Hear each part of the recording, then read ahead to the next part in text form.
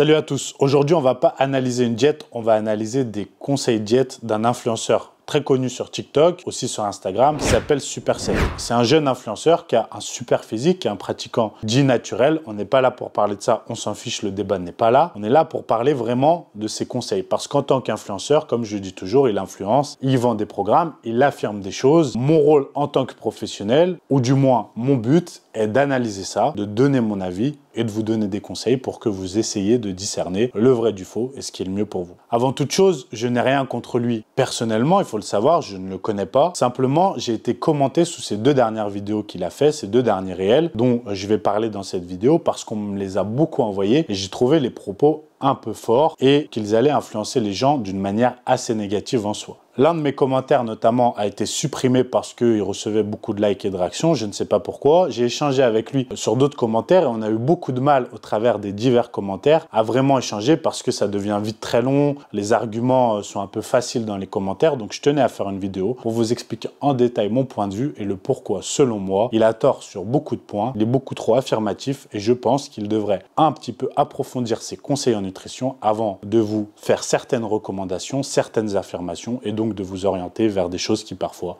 sont fausses. Bon, avant toute chose, si tu regardes cette vidéo, je m'excuse, j'ai mis un pull, pourtant il fait chaud, mais bon, un peu de décence. Vous êtes énormément à me demander pourquoi je ne mange plus de viande. Et bien écoute, je t'explique tout ça rapidement en 3 points. Première raison, pour les performances sportives. Tu ne verras jamais un footballeur ou un marathonien manger de la viande, notamment de la rouge, avant un match ou une compète. C'est beaucoup plus gras, beaucoup plus long à digérer. Et moi, perso, depuis que j'ai arrêté, je me sens beaucoup plus performant et léger, notamment sur tout ce qui est sport de cardio, d'endurance. Voilà, donc la première raison qu'il évoque, déjà en faisant quelques recherches, quelques simples recherches sur Internet, vous vous rendez compte de ce qu'il avance est faux. Il y a énormément de sportifs parmi les plus performants de la planète et je vous donne plusieurs exemples ici. Erling Haaland decided to dig a tray of his homemade lasagna on Twitter before Haaland's next game, tearing its heart out to eat.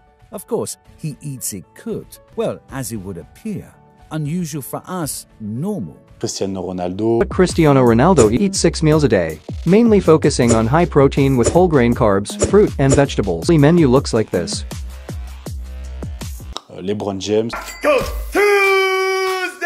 Great low-fat proteins and carbs here. You can catch him hammering some whole wheat pasta, veggies, and chicken breasts. Même, je vous mets la vidéo, les extraits ici avec les liens en description. Un marathonien olympique, par exemple, qui nous montre leur diète. All about my nutrition. What do I eat in a day? Et qui consomme viande blanche, viande rouge, y compris parfois à proximité des épreuves sportives. Alors juste avant, non, je vais y revenir après, effectivement. And like I said, this is 3 hours before I do my next training session. Mais dire que la viande et la performance sont corrélées et que la viande impacterait négativement la performance pour les sports d'endurance, puisque c'est ce qu'il dit. Tu ne verras jamais un footballeur ou un marathonien manger de la viande, notamment de la rouge, avant un match ou une compète. Le basket est un sport d'endurance, le foot aussi, le marathon est un peu différent bien sûr, en soi en termes de filière énergétique et de ce que ça demande. Mais vous avez l'exemple ici d'un marathonien olympique, c'est quand même pas un guignol, qui consomment de la viande et notamment de la viande rouge. Allez voir la vidéo, vous avez le lien, et pourtant ils sont performants.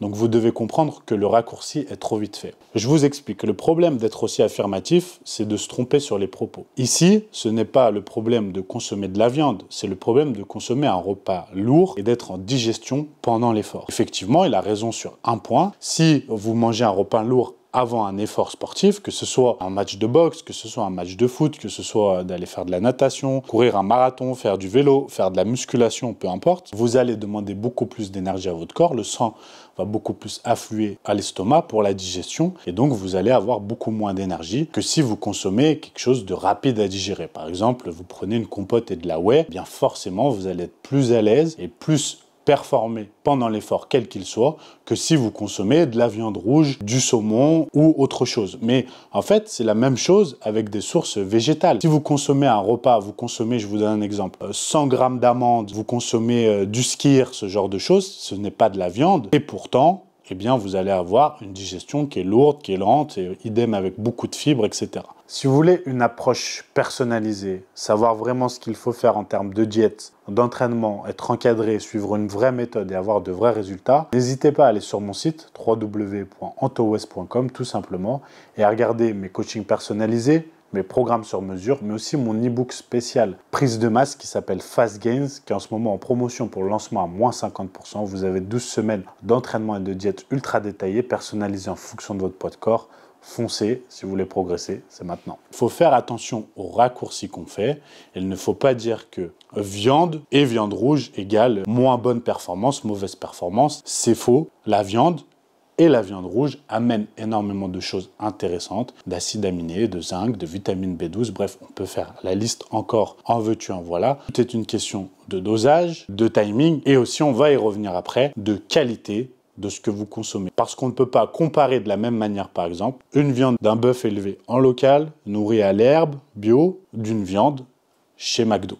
Surtout, par exemple, chez McDo aux États-Unis. On va y revenir pour son deuxième argument. Pour moi, l'humain n'est pas fait pour manger et digérer de la viande. Quand tu regardes bien, la plus grande partie de l'alimentation des animaux pour être fort, c'est pas de la viande, c'est du végétal. Et il y a corrélation entre les pays comme nous où on mange beaucoup de viande et où on a certains problèmes de santé et d'autres pays qui en mangent beaucoup moins et qui n'ont pas tous ces problèmes de santé. Donc c'est quand même à se poser des questions. Bon, là, c'est le pire argument. Déjà, tu n'es pas un gorille ou une vache. Tu n'as pas la même génétique qu'un gorille ou qu'une vache. Sinon, si ton raisonnement était bon, mange des feuilles et mange de l'herbe. Tu vois, tu n'auras pas le même aspect physique. La génétique n'est pas la même, on le sait. Et il y a plein de facteurs génétiques et hormonaux qui font que le gorille a telle musculature ou le bœuf, par exemple, les bœufs que vous voyez ont des problèmes de myostatine, sont énormément musclés. Enfin, il y a plein d'exemples. Si on va par là et qu'on lit performance des animaux et nourriture, quel est l'animal le plus rapide dans la nature? Le guépard. Le guépard, il mange quoi? De la viande. Donc le raisonnement tombe à l'eau. Sauf que, est-ce que le guépard est l'animal le plus rapide parce qu'il mange de la viande? Non, à cause de sa génétique et sa morpho-anatomie. Donc là, sur les animaux, totalement faux. Est-ce que l'homme n'est pas fait pour manger et digérer de la viande? Encore une fois, l'argument est faux. Je vous renvoie en détail à la vidéo de Julien Vénesson qui a plus de 100 000 vues sur YouTube. Je vous mets le lien en dessous. Vous savez, il y a eu le documentaire Game Changer sur Netflix qui a fait beaucoup de bruit, qui prétendait ça aussi. On le sait, c'est faux. Le développement de l'homme, en grande partie depuis la préhistoire, a été fait avec la consommation de viande. Il y a eu une grosse évolution de l'homme avec un grand H, avec la consommation de viande, notamment après la cuisson, etc. Donc, dire cela est totalement aberrant. C'est aberrant, frérot. C'est un discours extrémiste et tous les discours extrémistes, souvent, je les trouve dangereux. C'est aussi en partie pourquoi je fais cette vidéo. Il faut de la modération. Ensuite, quant à la corrélation entre la consommation de viande et les problèmes de santé, Il y a corrélation entre les pays comme nous où on mange beaucoup de viande et où on a certains problèmes de santé. j'ai échangé avec lui dans les commentaires. Il me dit qu'il a plein de sources et d'études scientifiques qui le prouvent. Le problème, c'est qu'il y a plein de sources et d'études scientifiques qui prouvent le contraire. Et en vérité, le lien entre la consommation de viande et les problèmes de santé ne sont jamais réellement avérés. Pourquoi? Parce qu'il faut prendre plein de facteurs. Déjà, premièrement, la qualité de la viande. Lorsqu'il avance que dans la plupart des pays où la consommation de viande est excessive ou importante, il y a plus de problèmes de santé, souvent on se rend compte que c'est des pays où la présence et la consommation de fast-food et de malbouffe est très importante. Et comme je l'expliquais, il y a des différences entre la qualité de la viande d'un McDonald's aux États-Unis, où les normes ne sont pas les mêmes, et où les bœufs dopés aux hormones, par exemple, sont monnaie courante. Et on le sait que dans ce cas-là, forcément, les problèmes de santé vont être plus importants parce que vous pouvez faire le biais produit dopant dans le bœuf, vous mangez la viande, etc. Vous avez compris. Et en France, par exemple, tout ça n'est pas autorisé, en Europe de manière générale. Et il y a plein d'autres pays, plein d'autres exemples où les normes sanitaires ne sont pas les mêmes, les conditions d'élevage et aussi la consommation de viande, la qualité, la proportion, etc.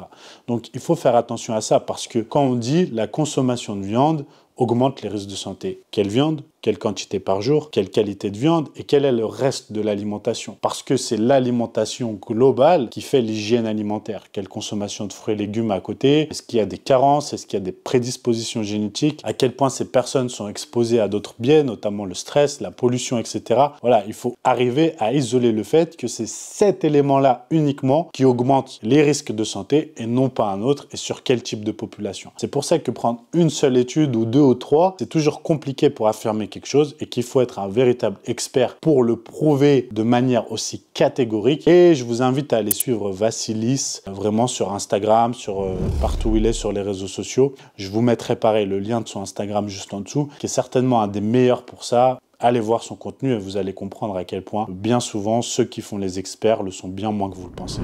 Bien sûr, je vous mets en description de la vidéo 5 à 10 études scientifiques qui appuient ce que je viens de vous dire. Ensuite, pour la dernière partie sur les conditions animales, voilà, je suis d'accord. Bien sûr que je ne vais pas m'opposer à ce qu'il dit et je comprends tout à fait qu'on ne mange pas de viande, pas de produits animaux pour des conditions éthiques. J'ai absolument aucun problème avec ça et si vous voulez le faire, faites-le. Simplement, je veux juste que les gens le fassent pour des bonnes raisons et comprennent pourquoi ils le font. Enfin, je trouve, sans doute que c'est involontaire, mais je trouve le procédé de départ un peu manipulatoire puisque au tout début de la vidéo, ce qu'il montre, c'est des blancs de poulet sous vide. Est-ce que c'est vraiment de la viande? Forcément, dès le départ de la vidéo, ça t'influence à te dire effectivement c'est de la merde. Voilà, donc ça, il faut toujours faire attention, c'est le petit bémol. Je pense pas qu'il l'ait fait exprès, je ne sais pas, ou sinon il est très bon en communication. Et souvent sur les réseaux sociaux, on vous fait ça. Comme j'ai dit, le premier debunk de cette vidéo, c'est quand on dit que la viande est mauvaise, de quelle viande on parle? Pour qui? Quelle quantité, dans quelle proportion, etc. C'est quelque chose de très important avant d'être aussi affirmatif et extrémiste dans ses propos. Voilà, j'espère que cette vidéo vous aura plu et que les explications auront été claires, détaillées et concises et que vous avez compris que ce n'est pas une attaque personnelle, mais uniquement une réponse, une réaction aux propos qu'il donne et ses arguments avec d'autres arguments, d'autres explications et plein d'exemples puisque vous avez tous les liens encore une fois en description de la vidéo et comme vous le voyez, je ne me suis pas juste appuyé sur mon expérience personnelle, mon petit avis et c'est pas Anthony West du haut de son chapeau qui a inventé ça même si je m'entraîne depuis 15 ans, ça fait 12 ans que je fais ce métier, je suis diplômé et je me suis énormément formé, j'ai suivi des dizaines de milliers de personnes donc je pourrais en faire un argument mais c'est absolument pas le cas ici, c'est vraiment pas ça. Là je me base vraiment sur du concret, du scientifique, etc. Et je joue aussi le même jeu qu'il joue, c'est le but, on joue à armes égales. Si maintenant il y avait plus d'arguments, je serais allé plus loin. Mais là, il avait très peu d'arguments dans sa vidéo. Voilà, quoi qu'il arrive, je ne vous invite pas du tout à dire du mal de lui ou à aller vous déchaîner sur lui. Encore une fois, il faut rester calme et voir juste que l'important, c'est pour vous de ressortir avec les bonnes informations pour votre santé et votre progression. Merci à tous, n'hésitez pas à commenter, à partager cette vidéo et à très bientôt pour une nouvelle vidéo.